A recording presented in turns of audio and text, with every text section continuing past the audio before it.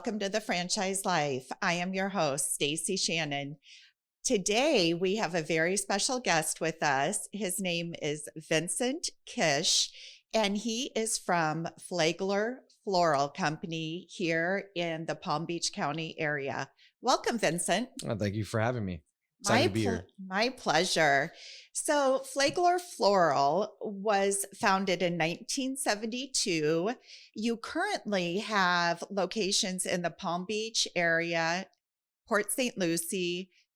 Coming soon is Vero Beach, Boca Raton, and you've secured your very first franchisee in the Tampa Bay area. That's correct. Yeah. Congratulations. Thank you. Thank you very much. We're that excited. one is the hardest to get. Absolutely. Yeah, so absolutely. how did that feel, getting your first franchisee? Felt good. It felt good. And then it instantly went to like, okay, now we got to get to work. So, so, shit. Yeah. Kind of like yeah. So it was like one day of celebration. Then it was like, okay, now what do we do? So it was exciting. It was exciting to get them open. That is fantastic. Yeah. So tell me about the background of Flagler Floral. Sure. So my mom started our business in 1972. As you can probably see, I'm not that old to be started in 1972, but mom started it as a small business owner here in the Palm Beach area.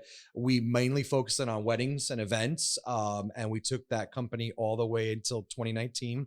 I joined the company right after college in 2008. Quickly became the chief executive officer of that company.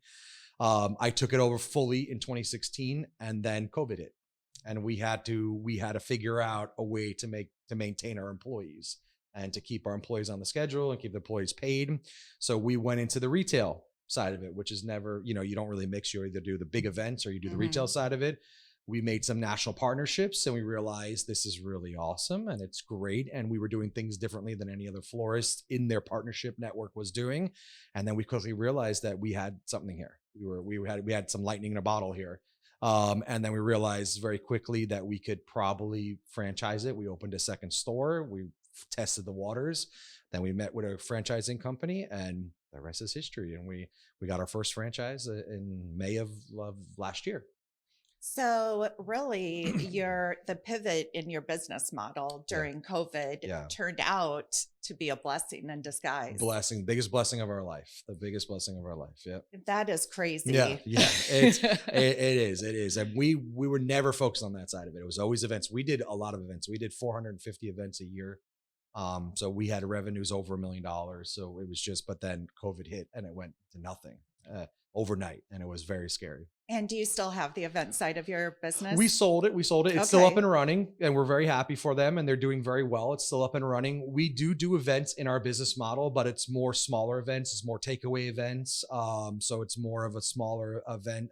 Somebody that just needs bouquets for their wedding or just a couple centerpieces for a birthday party. And they either just get it delivered and dropped off or somebody can come pick it up at the stores. So we do have an events model in there, but it's just much of a different. It's kind of what we have to offer, not very customized, which is what you do more when you're booking a wedding and a bigger wedding. And it's not to say that we won't go back there. It could definitely be something that we add on in the future. But for right now, we're focusing on this side of the business and we're doing very well with it. So 100% in on Flagler. Yeah. Oh yeah. 100% in on Flagler. 100%. All right. Yeah.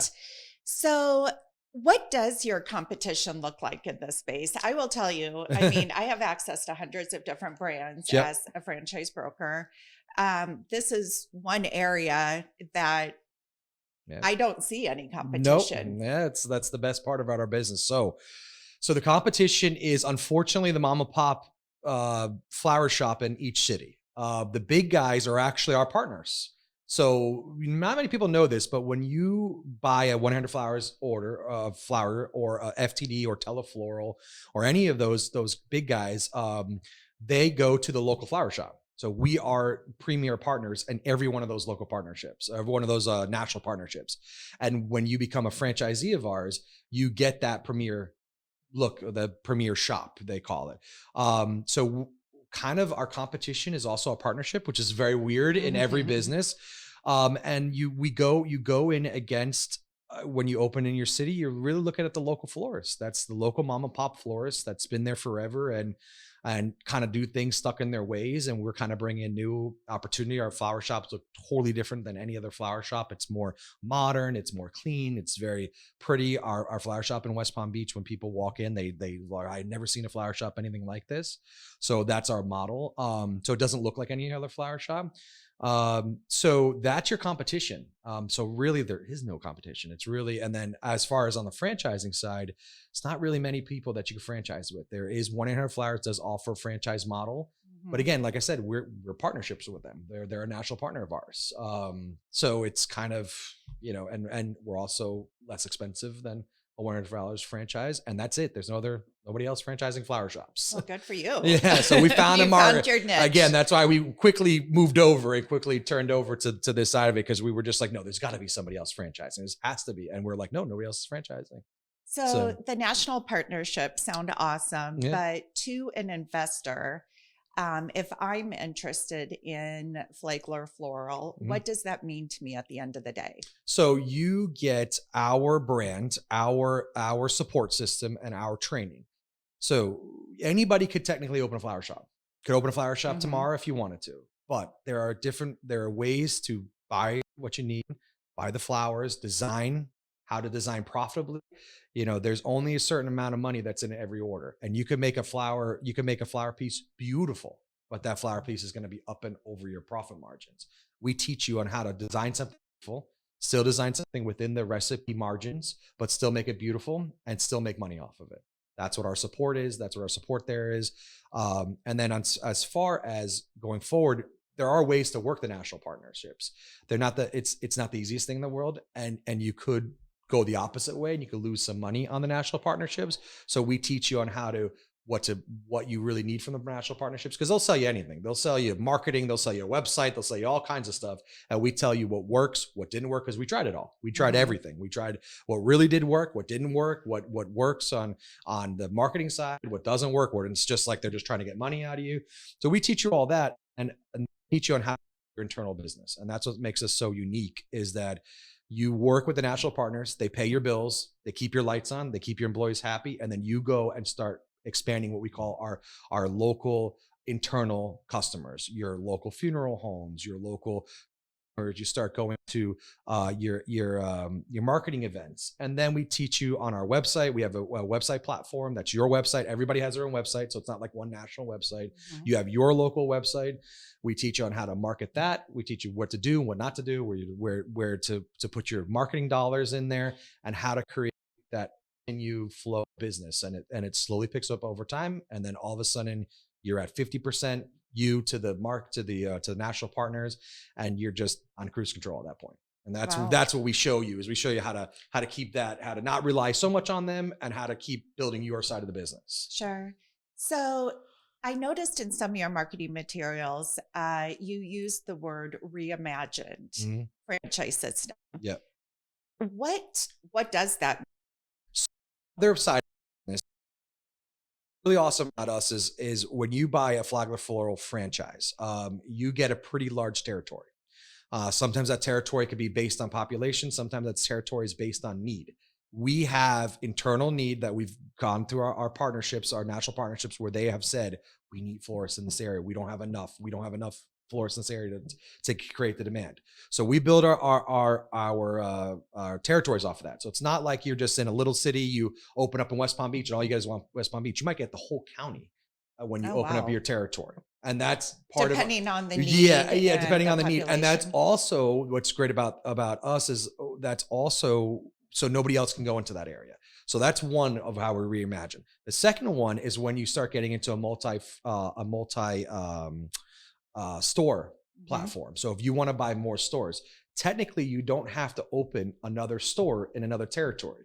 You could open what we call our city model, which is not a full store, which is just a small store, usually about 500 to 800 square feet. You open that store. It's more of like a walk-in store, buy some flowers, but you gain that entire market. So for instance, like on the West Coast, if our franchisee that's looking at that's there now could open up the actual downtown Tampa area, but they might only have to put a city market in there, a city platform in there, which will give them the marketing, and then they do all the production from their original franchise. So that's what makes us so different, is you don't have to have a full restaurant or a full another franchise in a market. As long as it's close enough, you could create everything from that one production center and just have smaller what we call city stores in those other markets. And you might have 3-4 markets. You might have a $3-4 million operation out of one location. Okay, so this might be a stretch, Yeah. but just so I can Sure. grasp Absolutely. what you're saying, the Yep. concept. So would it be similar to a full-blown restaurant Yeah. in one location and then perhaps having a ghost kitchen Exactly. in another location? Exactly the same. Does that put it into perspective? Same concept. Same Okay, good. concept. Same as that concept. So we do want to have some kind. We tried the Goat's Kitchen idea. It did because we got a lot of people like calling saying like, "Where's your Port St. Lucie area?" And we're like, "All right, we need to put a store there." So then we came up with more of just like at least a city, because when people walk in, they just want to walk and buy flowers. It's not Yeah. like, they're not looking to do like see everything you got. They just want to see what's in the cooler, pick something out, and go. But if they want to put an order in, they can put an order in, and it comes from our production facility. And that's the same thing that we can do through our franchises. Yeah. So for instance, like we're going to open in Vero first, Mhm. but we're going to immediately open the Melbourne market. So that Melbourne market is going to start off. We're not going to put it on our website. It's just going to be kind of a city right now, a ghost kitchen per se. Then as we start building up the resources and seeing that there's a market there, then we're going to put a city concept there. But see. everything will still come out of Vero. And anybody could do the same thing. Anybody, we rely that as long as you you pay the franchise fee for the Mhm. market, and as long as it's you can't deliver 3 hours away, the flowers are going to die. So we give you a kind of an area that you can, but you can gain that whole market and just have one small or one small area or a couple small city concepts and one big production facility, which makes it totally different. And the last thing that makes this totally reimagined is every franchise that you buy. If you buy a gym, if you buy a restaurant, you are stuck with just the community that you are in. Nobody is going to buy a burger from halfway around the world. Not us. We get orders from all over the world. So now your website is a national website. It's a global website. People call from all over the world. They put orders in from all over the world. You can market to anywhere in the world, which is amazing. So it's not just, you're not just in your little area, in your little community. You have a global marketplace. So walk me through this, because Sure. I want to make sure I understand. Absolutely. So by the global website, Yep. is this like me putting, so let's say I'm in England Yep. and Perfect I need example. to send flowers here in the US to someone. Is it me going on to one of your national partners' Both. website Mhm. or the Flagler Floral Both. website? Both. So you'll get orders from our national partners that are from all over the world. Mhm. And also you can go on our website, because somebody's going to go onto Google and search Flagler, florist in West Palm Beach. And we put some ads out. They're going to go on there and they're going to buy, the local florist. They want to send the local florist to their loved ones here in the country. So we get it all the time. Wow. We get it all the time. We get people from Germany and South America and England. And then also what's awesome is you can do it vice versa. So if somebody walks into your shop and say, "Can you send something to somebody else?" You can do that. We have through the national partners, we have a national community. And eventually when we have enough of our own franchises, you're going to send it to another Flagler Floral franchise. So talk me through the Sure. financials on each of those scenarios. Sure. So you get an order through one of your national partnerships. Mhm. What is the breakdown? Let's say it's a $100 order. Yep. What is that breakdown in cost, the benefit to the franchisee versus the national partnership? 72 to 27. 72 to the franchisee. 72% of the franchise, which sounds like a lot, but that's what we teach you on how to make sure that you're profitable in that. Okay. And a lot of florists go under because they don't know how to do that. And that's where the problem comes in. You'll get a $70 order and you got to try to, and you can't give them anything. You have to make it close. You have to make it sure that it looks like it. You have to give them as best as you can, but we teach you on how to, not finagle it, that's the wrong word, but we teach you on how to kind of use it a little bit and tweak it a little bit and still make profit off of that. It's one of our biggest selling points. Wow. Yeah, because like I said, you can open up a florist and start getting these orders in, and you can lose your shirt the next week. The next month when it comes in, what is it? I didn't make enough money. We teach you on how to get through that and how to actually make money on those orders and what to turn down. They'll send orders that as low as $20. And you'll think you'll have to do it. And we teach you on how to kind of ask for more money and where you can and how to kind of play the system a little bit. So That's all your training. At the end of the day, the franchise owner can turn down an order Absolutely. if it's not financially profitable. Absolutely. Yeah. We teach you on what to turn down.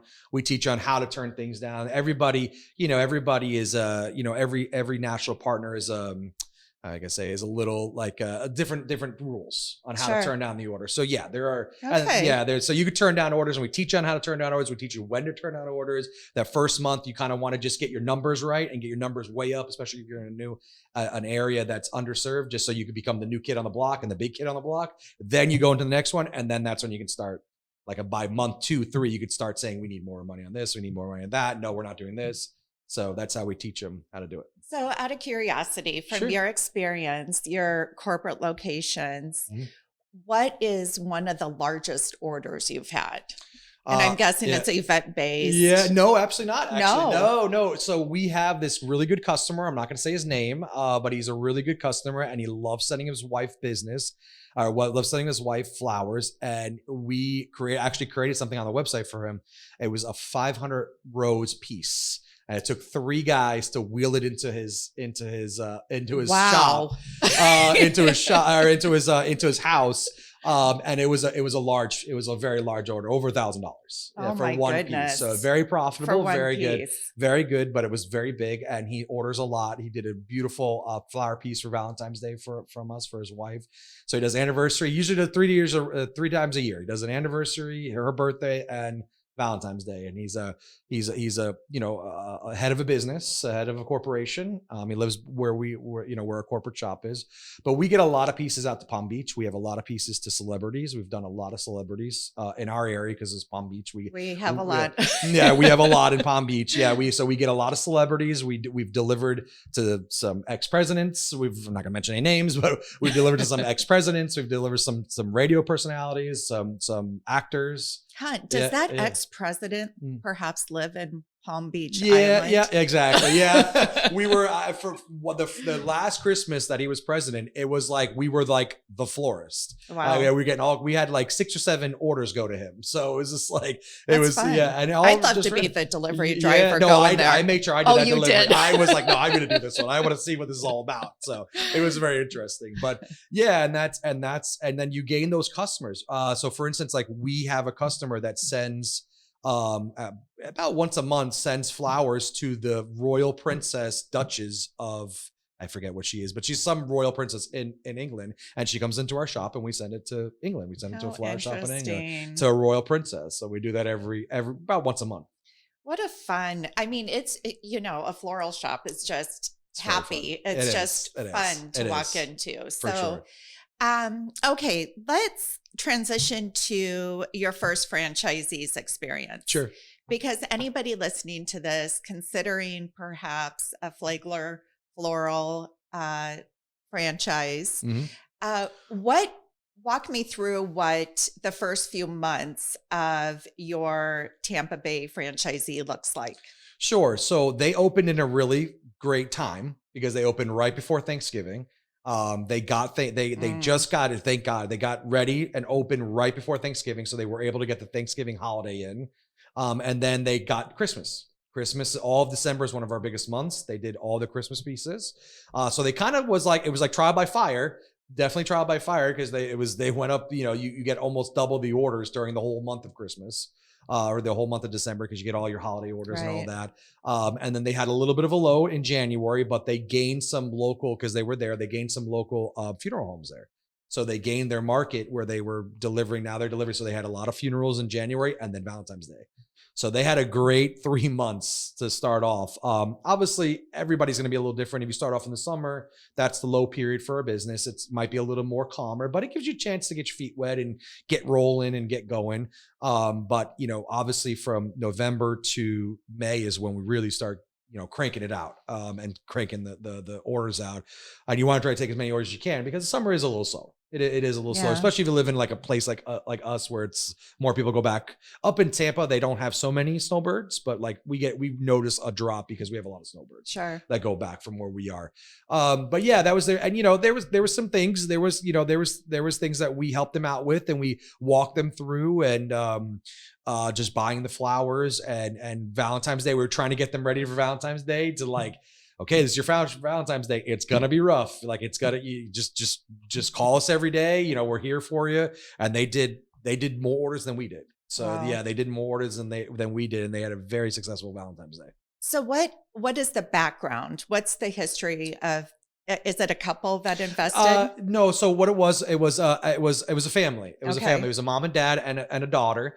The dad was a small business owner, still is. And the daughter and the mother runs it. Very nice family. Very nice, super, super nice family. And just like us, just like my family, their family all works it. Valentine's Day, you need double the amount of drivers. So like when we have Valentine's Day, we get our cousin, we get our my father, my uncle, everybody comes, and they do the same thing. Their brother, everything came to work for them on Valentine's Day. And that's kind of how it works, because you do go ramp up for that one day. But that's where their background is. They do have a business background. So the side of the business side, they all worked with the father and his small business. So they kind of have a small business background, which was good. It was very helpful with that side of it. But as far as design, they were just always interested in like flowers and designing and creating. And they just wanted something to do that was more creative. The mom learned we taught her how to design flowers. So she's one of the designers there now, from zero to now a designer, and she's doing wonderful pieces. And she sends us pictures all the time, and we were like, oh man, I can't believe you did that. It's beautiful. But also what's great about the business too, is I have never designed anything in my life. So you don't have to be a designer to own a Flagler Floral company. It's just like if you owned McDonald's, you don't necessarily have to be a cook, so the same thing. We teach you on what to look for if you're not a designer. And that's why we create our training program, and we create everybody's training for what their backgrounds are, and what to show them. Everybody gets the same kind of training, but if somebody wants to learn more about designing, and it's somebody off the street that never really designed before, we're going to teach them more about designing, what to look for. They don't have to learn how to actually build a piece, but make sure you have to look for it, make sure things look right before it goes out, things like that. If it's more like they've had that and they need more of the business side of it, then we teach them more of the business side of it, how to run the business, how to make sure that side of the business is going. And if it's both, we'll do both. So to that point, then, what does the employee landscape look like from day one when you're launching your business? So what's nice about it too is you could also ramp up and ramp down. That's what's really nice about it. You honestly could run the entire business with 4 employees, entire day-to-day operations, 4 employees, a driver, designer, and a dispatcher, and then you. So you could run that, but you don't want to run it like that, because you want to be more, obviously want more orders. How we operate, how they operate is usually 2 to 3 designers a day, 2 to 3 delivery people a day, and then a dispatcher, which is the person that's answering phones, dispatching the drivers, setting the routes up, taking care of all the orders. That if somebody walks in, that person goes and handles that. So that's what you could be doing, and that can generate a significant amount of revenue. You don't need much more than that.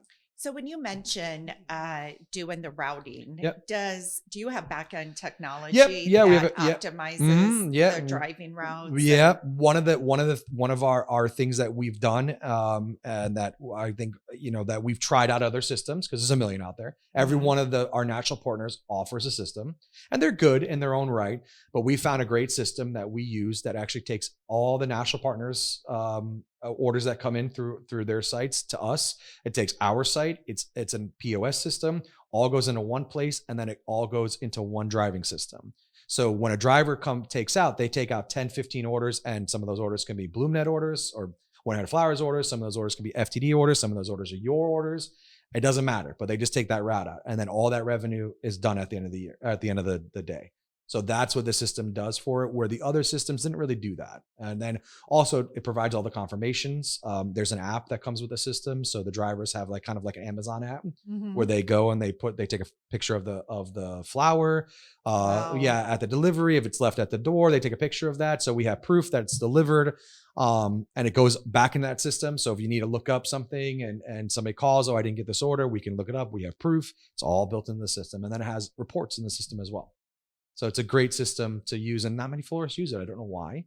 I would love to. It's not proprietary yet, but eventually it will be. It will be. It will be. It will be. I'm coming for them. But it's a great system. It's a great system, and really awesome. They have their own chat network that's always available. So if something goes down, they can write in the system. They could chat with a tech, take over the computer, fix anything, fix printer issues, fix anything. So it's a great system. Yeah, it's a one so they don't have to call me. They don't have to worry about calling me. Oh, it's not working. They handle it all. Very good system. Very good system.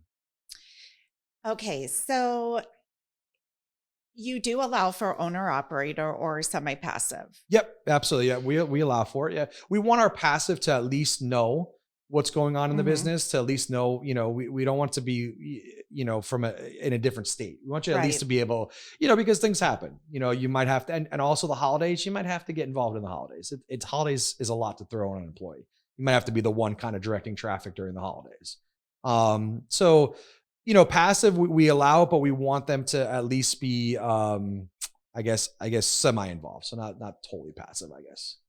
So this is always just people in the franchise industry. Sure. There's, so many different assumptions around what semi-passive means. Yeah. And so we try to break it down many times into, okay, realistically, how many hours per week would you envision a successful semi-passive owner should be involved with the business? A week? So it's hard to say that, but I would say on a weekly basis, like 5 hours. What happens is when you get that ramp up time, that's when it's like, so like Valentine's Day, they might have to work a 40-hour week. That's where you want to kind of step in, and just because it could get out of hand. Right. So that's where you want to kind of step in, and, we teach you how to create your goals, because you have to work your way backwards. You could, if you keep the machine on, you can get 5,000 orders, but you might not be able to handle 5,000 orders. So we work our way back with our franchisees and ourselves too. We say, okay, how many drivers you have? How many designers can you have? Okay, you can take this many orders. So you need to monitor the system that we have to make sure those orders are coming in, make sure the right orders are coming in. They still send, like you're not going to take a $50 order on Valentine's Day. You got much bigger plans. So we teach you all that. You wouldn't take a $50. No way. Our minimum was like, my husband won't be able to order. Unfortunately, there are ones out there, but they're not many out there. But we teach you, based on your model and based on your order volume, that you could do much more, and the prices are much higher. Mm-hmm. So those $50 orders come in early, and what happens is you could take $1,050 orders, or you could take $500 orders. Right. So we got to teach you that. So what happens is we want you involved in those weeks, just to like kind of make sure everything's running and things are, you're getting all the orders out on time, and that you're not going over your order volume, because again, you could take more, but then you won't get it delivered on time, or you won't get it designed on time, so that's why, that's the part that's why I say semi-passive, because you really want to be the owner in that thing, running that show at that week, that and Mother's Day. But the beautiful thing is, for a semi-passive owner, that is very predictable, because you're going to know when the peaks. Yeah, we'll tell you exactly what day peaks are going to be. Yeah, we'll tell you exactly what day. It's usually like 4 days before Valentine's Day, and it's the week of Mother's Day. Those are the peaks that you get. So like, just don't plan on that. Like, what I always do is I tell my franchisees, like we do it at our shop, we give everybody the week off after. We made enough money on Valentine's Day. Wow. So my whole crew was off from Thursday to President's Day. I took my kids on vacation. And that's, you just close down the shop. Shut down the shop. Yeah, shut down the shop, put a little message on there. And we don't want to burn out our franchisees. Mm-hmm. We don't want to burn out our franchise owners. So we don't want to burn out our own employees and burn out your employees. So we tell you, could either do it. Like my franchise didn't want to totally close down, but they gave everybody a day off. So like that Thursday they shut down. And we do the same thing for Mother's Day, so it's just, you work a lot and you make a lot of money on that week. You make a lot of money in a very little amount of time, that it's nice to take some time off, especially with your family. You do work a lot. You do work a lot in those 4 days. Like those 4 days, I barely saw my kids. Well, so, I know I reached out to you to do a podcast before Valentine's Day, and you're like, heck no, we have to wait till after. And it's funny. My kids know. My wife knows. My wife knows. Like it's D-Day for Dad, so they know that they got it. My in-laws come and help, so they know that. And that's and that's why I said like the passive part of it is just to be there during those times, just to Gotcha. kind of, you don't have to make every decision, but just kind of direct traffic. Sure. I buy the employees dinner because they're usually working past dinner. They're usually working till coming at 8 o'clock in the morning, working till 8, 9 o'clock at night. So we usually get dinner for everybody. It's like, it's that time we tell our guys to do that. So that's what we explain to our franchise. So it's, it's hard to ask somebody to work that hard when you're not there. Right. So, so we do it. That's what we'd say to our franchisees. But during the rest of the time, the business really runs itself. It's honestly very prepared to run itself. And it's, unless you're missing one of those positions and you have to fill in for one of those positions, kind of runs itself. It really does. It really does. Pretty simplistic business model at the end of the day. Absolutely. You just want to make sure as a franchisee, if you're a passive franchisee, that you show up once in a while and just look at the designs that are going out. Just, look at, we create dispatch shelves. So you look at the dispatch shelf and just make sure the designs are up to par. And that's kind of when you want to be watching your numbers. If there's numbers are not right, then obviously they're spending too much money on flowers or whatever is happening on that side. But you really want to just go in there and make sure that the flowers are looking right and the designs are well. But you can do passive. Yes, absolutely. All right. So speaking of numbers, then, per your franchise disclosure document, the total investment range is between $117,000 and $199,000. Correct. Yep. So you've alluded to two different business models in essence. So just real briefly, break down, what that lower end of the investment would look like versus the higher end. Sure. One thing I want to go back for the city model that we talked about earlier, you have to have at least one.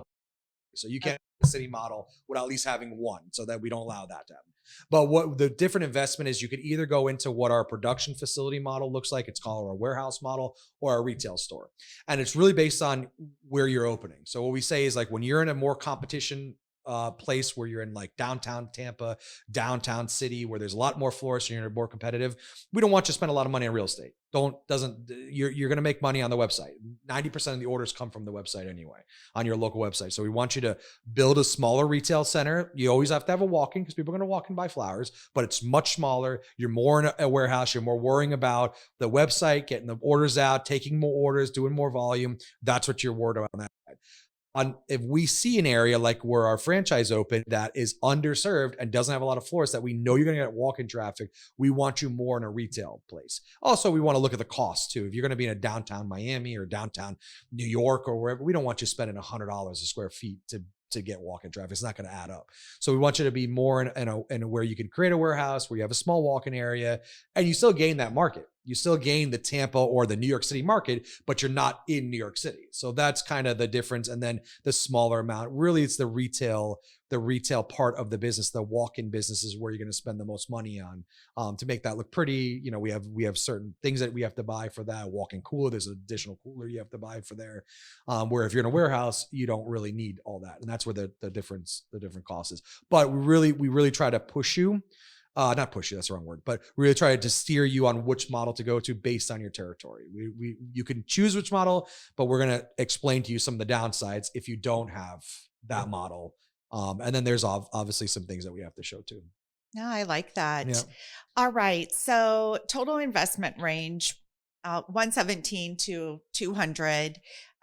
You're looking for financial qualifications, net worth around $250K, cash liquidity around $50K. Yep. And then your royalty is very moderate at 6%. Yep. And you do have a national advertising fee of 1%. Correct. All right. And then the franchise fee is $45,000, and that franchise fee is what's due at the time of signing the franchise agreement, the very first expense. Mm-hmm. And that locks your territory in, that gives you your territory, and that's yours. And then we go from there. And then if somebody's interested in multi-unit ownership or multi-territory ownership, there are cost savings, I would assume, on the franchise fee. Absolutely. Yep. And we also give discounts for, we call it our Heroes program. It's the shirt I'm wearing right now. I don't know if people could see it, but it's our Heroes program. So any veterans, any first responders, there's a discount for them. Any teachers, discount for them. And then we also have our minority discount too. So want to empower minorities too. And that is small fantastic. Women. And we want to try to build, we really feel like we could help a lot of people build their financial wealth. So we want that all. And we are not asking for so much money. We feel like anybody can really buy our franchise. So we want to help people that need help to buy the franchises and realize their dream of business ownership. Oh, I love that. So that's definitely what we do. Well, your genuineness comes through in spades. Definitely. I meant to ask you about the heroes because I did see it on your website. Yeah, no, that's okay. That's so all I'm right. glad you mentioned that. No, we have a military family. And we have a first responder family. So my sister's a nurse. My brother-in-law is a police officer here in Jupiter, actually. Wow. And then we have a rich history of military in my family. So we want to give back to our veterans and people that need to open businesses. And we always feel like they can make it in our franchise model for sure. Well, that's commendable. On a last note, then, sure. Anybody looking at any investment is going to certainly be focused on the return on investment. Sure. So, I know you're limited in what you can share. And I also recognize that in your franchise disclosure document was based on 2021 numbers. Correct. So that would have still been during the height of COVID and when you were pivoting in your business model, but what insight can you give somebody that's interested on a potential return on investment? Sure. So the top line numbers I can do that I could state is you would have to be doing something wrong to make less on a revenue basis of $500,000 a year. You'd be anywhere between 5 and 750 is probably where you're going to be at. And then our margins are anywhere between 20 and 30%. And that's all based on, where you are located. Obviously, if you're in a different state, that's going to have different labor. We're in Florida, so it's a little bit different on labor, on the labor cost. But the revenue model's there. And it's all how fast you can ramp up. That's the biggest part of it. The money and the revenue where you get your most return on your investment, your margins come from the internal customers. So if you can put more money behind marketing and get that website going back up and get that return on investment on the website, it goes faster and faster. Like I said in the beginning, the wire services are there to pay your bills. They pay your bills, they keep your lights on, they keep your employees paid and happy. Where you make your money, and as a franchisee, and I tell them all the time, is you're going to be going out to the community and getting those customers, gaining those funeral homes, gaining those networking, and then gaining the customers that you deliver to. Return on those customers as well. So you really need somebody that is comfortable and focused on relationship building at a local level. Absolutely. It will go faster. The company will naturally do it itself because you're delivering. It's, what's nice about it is you're delivering those 100 flowers into FTD. And what's funny is they even say the same thing. It's not like you're stealing customers. They tell you this is how their model too. So you gain those customers. We give them little incentives to order back with us. Like when you deliver an FTD order, they get an incentive to deliver back and order something through you guys now. There's always a card on there. So, so they see Flagler Floral. They don't see 100 flowers or FTD. They see Flagler Floral deliver. So it naturally builds itself. But if you are a good networker and you are a good relationship maker and you're a good marketer, it will go much faster. Much faster. And then you gain it. And in a couple of years, we started with 0 and now our local, we're at 60% now, our own customers to wire services. That's fantastic. And that's where you want to be. That's a sweet spot. That's when you start making your money as a franchise, as a franchisee.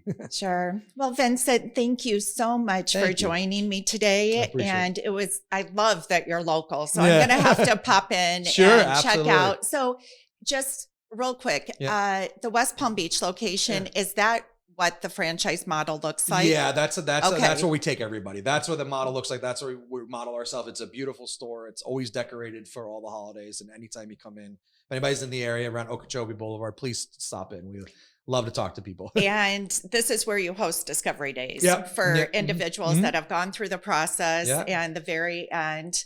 Well, it's not a bad place to visit then. No, not at all. Not at all. No, it's got good food. We have a bunch of great restaurants in there. Absolutely. So it's great to come in and we'll take you out to dinner. All right. Well, for anybody interested in learning more about Flagler Floral Company, please feel free to reach out to me at Stacie@fusionfranchising.com. Thanks. Thank you.